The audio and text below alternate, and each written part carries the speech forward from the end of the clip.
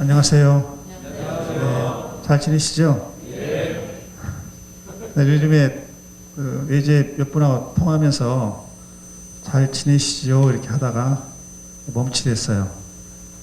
내가 인사를 잘못했네요. 요즘에는 잘 지내시죠? 이런 인사를 할 수가 없지 않습니까? 세상이. 그런 말 했거든요. 바로바로 알아들어요. 무슨 뜻인지. 어제는 계속 오늘이 화요일이죠. 그런데 옆에 사람들이 월요일인데요. 그래서 오늘이 화요일인데요. 왜 오늘이 월요일이라고 하는가? 어제 기준으로 어제 내가 간부회를 한 것 같은데, 그러니까 월요일 날인데 일요일 날 간부회 했다고 생각하는 거예요. 이게 계속 이렇게 왔다 갔다 하는 거예요. 어제 아침에는 밥도 못 먹었어요. 저녁에 잤는데 아침에 일어나 보니까 무려 10시간 반을 잔 거예요. 그래가지고 밥을 못 먹었어요. 오늘 아침에도 사실 겨우 일어났어요. 얼굴에 그런 흔적이 보이죠? 겨우 일어났구나. 좋아서. 네? 교육감이 해롱해롱 하니까 좋아서 저 표정들이. 네. 여러분도 이런 세월이 머지 않았어요. 네? 저놈이 항상 여러분 곁에 있는 건 아니에요. 언젠가는 여러분들에게 안녕을 구할 때가 있어요. 지금 여러분 곁에 있는 그 젊음을 잘 붙잡고, 잘 껴안고, 잘 어루만지고, 잘 다독이고, 그러면서 지내시면 되는 거예요. 세월은 제쳐가지 않아도 저로 흘러가거든요. 우리가 살아가면서 이런저런 빚을 지며 살아가요. 빚 없이 평생을 살아간 사람은 아마도 한 사람도 없을 거예요. 인간이 지구상에 존재한 이래로 그런 사람은 한 사람도 없을 거다. 어떻게 보면 빚을 전혀 짓지 않고 살아갈 수 있었다. 그 사람은 불행한 사람일 수도 있습니다. 그래서 저는 가장 좋아하는 말이 사랑의 빚 외에는 아무 빚도 지지 말라. 사랑의 빚만 지라라는 거예요. 지금 한번 생각해 보세요. 지금까지 살아오면서 내가 진 사랑의 빚 어떤 것이 있는가? 언제 한번 그거 계산 한번 해보셨습니까? 쭉 훑어보면 여기저기에서 내가 지었던 사랑의 빚이 나오거든요. 가능한 한 은행 빚은 지지 마세요. 아파트 큰 거로 이사가는 도움이 되겠죠. 그러나 그 큰 아파트도 언젠가는 이 땅에 놓고 가거든요. 어떻게 아파트를 지고 가겠습니까? 금괴 다 마찬가지예요. 다 끝내고 가거든요. 우리나라가 한때는 얼마나 잘 나갔습니까? 그러다가 97년 12월 3일에 IMF로부터 긴급 구제금융을 받았잖아요. 그 당시 외환 보유고가 불과 39억 US달러였어요. IMF에서 195억 US달러를 긴급 구제금융을 받았거든요. 그때 얼마나 많은 사람들이 직장에서 쫓겨나고 가정이 파탄나고 부모 있는데도 불구하고 도저히 아이들을 감당할 수 없으니까 고아원에 가서 맡기고 꼭 찾으러 돌아오겠다고. 다시 돌아온 부모도 있지만 끝내 돌아오지 못한 부모도 있고 그러지 않습니까? 저는 최근 들어서 내가 도대체 진 빚이 사랑의 빚 외에 뭐가 있을까 생각하다가 이것이었구나 그 생각을 했습니다. 그게 바로 오늘 말하고자 하는 역사에 진 빚이에요. 역사에 참 빚을 많이 졌구나. 모르고 진 빚이 정말 많구나 이런 생각을 했습니다. 굳이 1592년 임진왜란까지 거슬러 올라가지 않더라도 1910년 8월 29일 일제가 조선을 병탄한 경술 국칠 그 전으로부터 기사는 하더라도 참 많구나 이런 생각을 했습니다.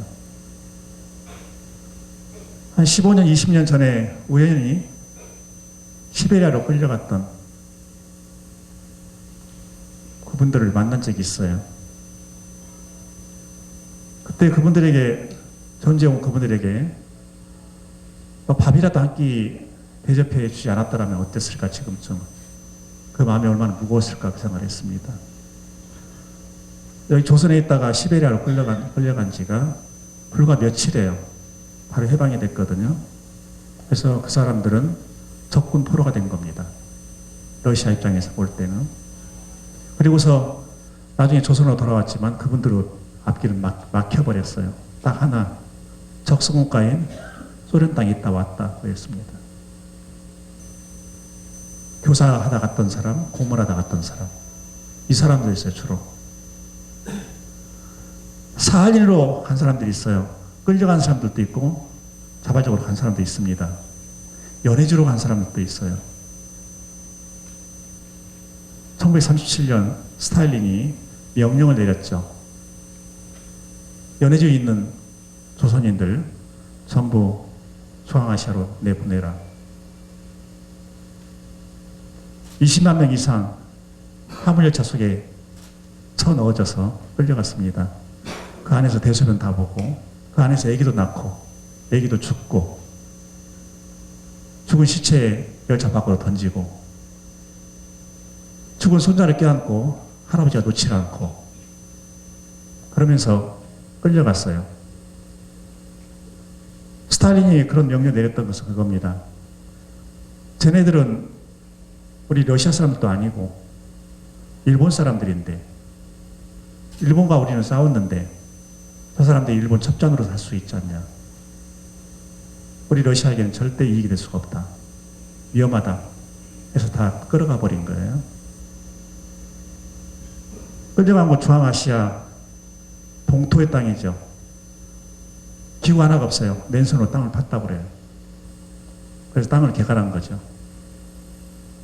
그런데 그분들 코레츠키 고려인 이분들을 대한민국 정부는 뒤돌아보지 않았어요. 사인에 끌려갔던 분들 한자로 화태라고 하죠. 이분들도 대한민국 정부는 돌아보지 않았어요.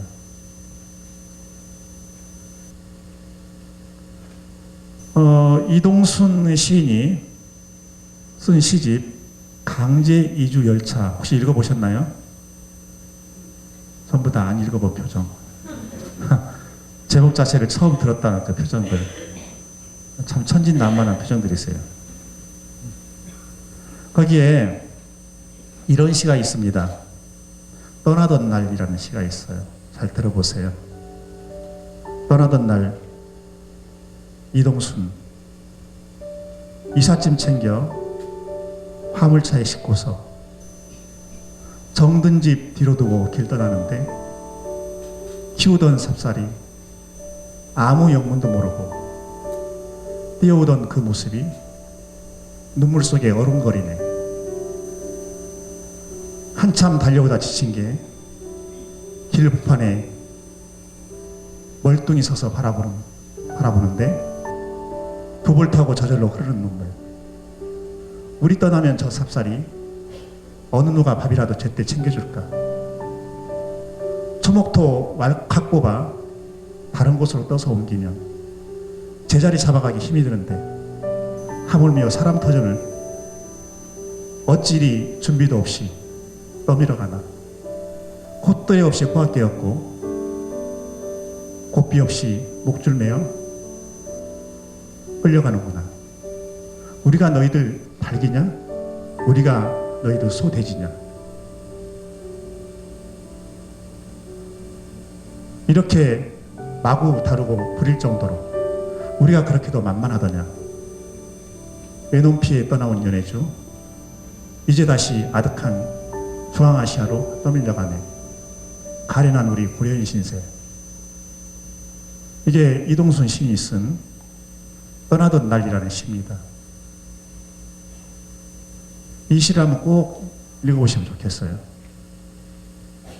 이 시 하나에 그 당시에 고려인들 코레츠키의 삶이 다 들어있고 우리 역사가 들어있고 그리고 저 자신이 역사에 진 빚이 들어있습니다. 빚은 갚아야 되는 것이죠. 빚은 갚고 떠나야 되는 겁니다. 그래서 요즘에는 그런 생각을 많이 합니다. 이 빚을 어떻게 갚을 수 있을까? 그런 생각을 많이 합니다.